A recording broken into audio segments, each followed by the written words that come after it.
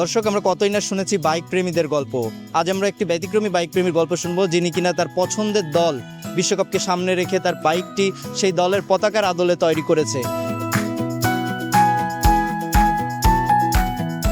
কেউ বাড়ির ছাদে উড়াচ্ছেন বিশাল পতাকা, কেউ কিনছেন প্রিয় দলের জার্সি, আর পবিত্র বেছে নিয়েছেন একটু ভিন্ন পথ।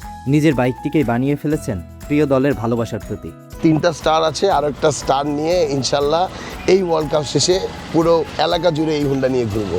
আর্জেন্টিনার প্রতি ভালোবাসা এবং রয়্যাল এনফিল্ডের প্রতি ভালোবাসা। কালারটা যখন উঠাচ্ছিলাম প্রত্যেকটা মুহূর্ত এতটা কষ্ট লেগেছে, অরিজিনাল কালারটা।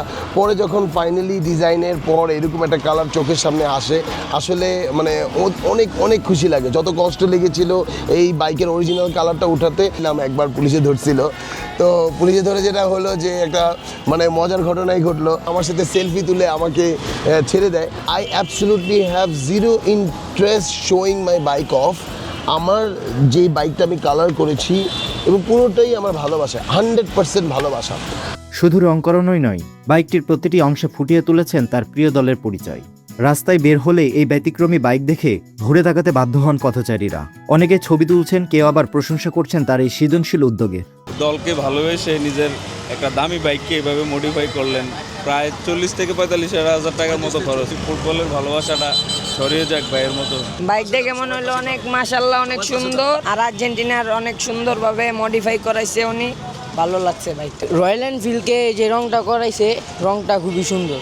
প্রথমে আমার মনে হয় নাই যে এটার কি বাইক, পরে সামনে থেকে যখন ফেসবুকে আমি অন্য একটা ভিডিওতে দেখছি যে এটা বাইক। প্রতি সপ্তাহে সর্বোচ্চবার বিকাশ পেমেন্টে 50 জন হবেন পেমেন্ট চ্যাম্পিয়ন। জিতে নিন টিভি সহ আকর্ষণীয় সব প্রাইজ।